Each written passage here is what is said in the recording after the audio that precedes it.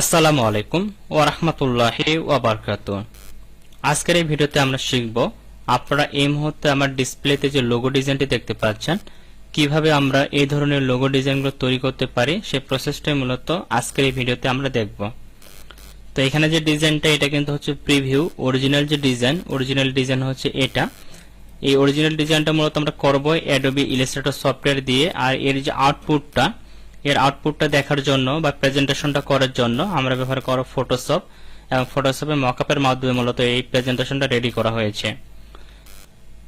তো যারা এই ডিজাইনটা সম্পর্কে জানেন বা এই ডিজাইনগুলো তৈরি করতে পারেন তারা চাইলে ভিডিওটা স্কিপ করতে পারেন, কারণ আমি চাই না আপনাদের মূল্যবান সময়টি এই ভিডিওতে নষ্ট করেন।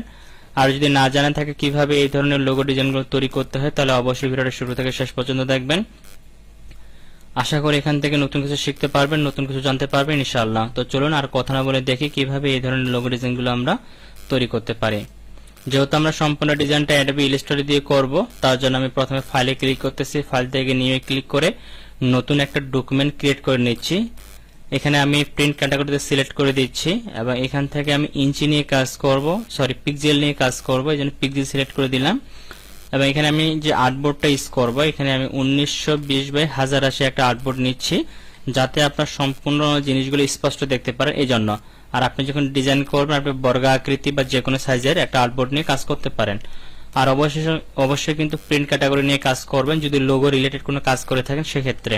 তাহলে ক্রিয়েট বাটনে ক্লিক করে সম্পূর্ণ নতুন একটা ডকুমেন্ট আমি ক্রিয়েট করে নিলাম। এখন আমরা মূলত এই ডকুমেন্টের মধ্যে আমাদের ডিজাইনটা করব। তো আমাদের ডিজাইনটা তৈরি করার জন্য প্রথমে আমরা চলে যাব টুল প্যানেলে। এখান থেকে যে আমাদের ইলিপস টুলটা রয়েছে ইলিপস টুলটাকে সিলেক্ট করে নেব।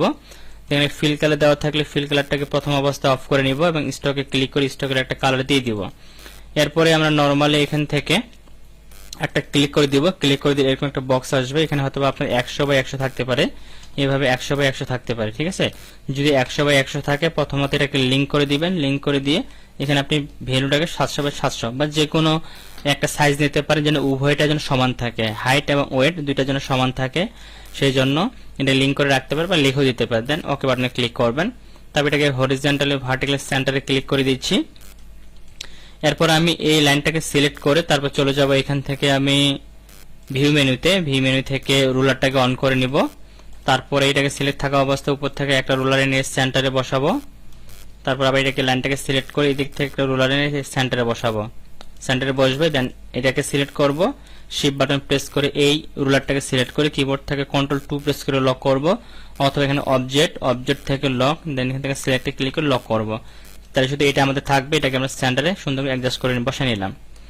এরপরে আমরা এটাকে